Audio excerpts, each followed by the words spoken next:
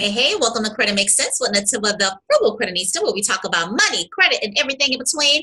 I am so excited to be here with you guys today as we help one of our prosperity partners make sense of what to do now that she just resigned from her job and will be taking a pay cut for her sanity. Her words, not mine.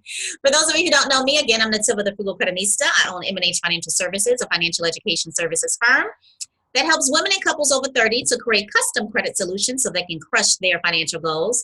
Also on thebomb.com online financial empowerment school, Credit on Fire Academy, where we teach our members how to master their money, destroy their debts, soar their credit scores so they can leverage it to create wealth. If you're on Facebook, I'd love for you to join me in my free community, Credit Makes Sense, where we literally talk all things finance, credit, money, budgeting, home ownership, investing, and so much more. Now, let's get started. I always like to read your questions verbatim. Good morning, Netiva. I just resigned from my job and I have about $300 in my checking account, $1,000 in my savings account, and the job that I am accepting pays a little over $2 less than what I am making now. I only resigned because I love the new job that I have.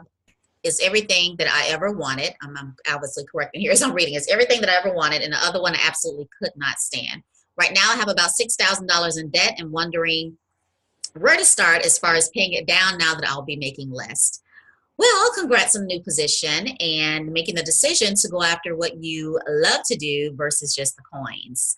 Actually, there was a study that was done not too long ago that stated that more people are more opted or should be more opted to go for something that they love to do and that they're excited to go in every day than more so the salary. So I guess you fall into those lines. Congrats to you.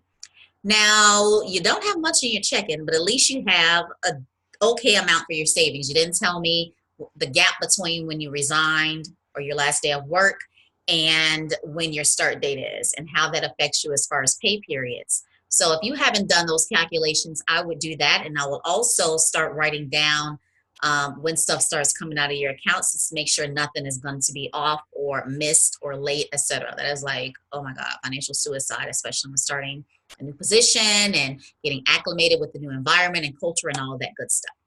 As far as, oh, you did tell me that you will be paying your bills forward 1 month, so you're good. So as far as paying off debt, I'm going to be honest with you. Right now, you're going to have a new medical plan and healthcare package and all that good stuff, and you're making less. I would wait before you start an aggressive debt payoff plan just to see what your checks are going to be. See if you need to tweak the exemption so that you can have more money in your pocket versus waiting for that big tax refund to come at the beginning of the year. But kind of get a feel of what you're going to be looking like money-wise, and then create a budget and see if there's anything that needs to be reduced, whether to account for the loss of your income or to account for the amount of money that you will need to start beefing up your savings. Because I mean, $1,000 is good, but it's not great. And so that you can start funneling all of that towards your debt. As far as what to do in order to start paying off your debt, number one, like I said, see what you're going to be making in about a month. See if it covers comfortably everything that you need to cover as far as your living expenses. And then make a debt list of everything that's going on. I'm pretty sure if you know you got $6,000 in debt, you already have a debt list. And so make sure you got the account, the interest rates on there, the account status on that list, in addition to the utilization and the dates that they come out. And then I want you to determine, and I'm actually going to leave you the link to my Credit on Fire Academy as well. I want you to determine which method kind of fits your fancy as far as paying off debt. Is there something that is going to expire soon, like a balance transfer amount, and you know the interest that's going to be added to it and increasing the overall balance? Are you dealing with a situation like that? Are you dealing in a situation where you can only make the minimum payment, so you may want to try the factoring method? Are you interested in saving money while paying off debt? That's the avalanche method. Or is it more motivational to actually just knock some things out and starting with the snowball method? So let me kind of go over what each of those methods are. Tsunami method is kind of like you need to pay, it's like you need to pay off something because something else is happening. So it's usually associated with if you owe a family member. But it's also can be if you have like balance transfers are so popular now that when we do budget plans for our clients, we always go in and say, okay, is this a balance transfer card? When is the expiration date? What's the interest rate on it?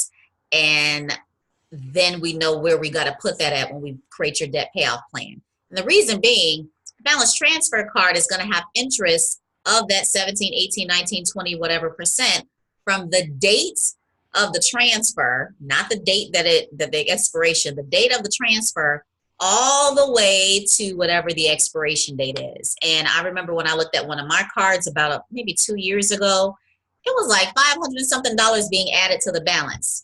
No, sir, no, ma'am. So, that's the tsunami. Then you have the factoring method, which is when you do a calculation of what order to pay off your debts because you can only make the minimum payments. You can Google that. It's called the factoring method. And it's basically, okay, based on the minimum payments, I can pay this off. And this is how long it's going to take me. So this one's going to be first because, all that good stuff. Then you have the avalanche, which is by interest rate. The snowball, which is by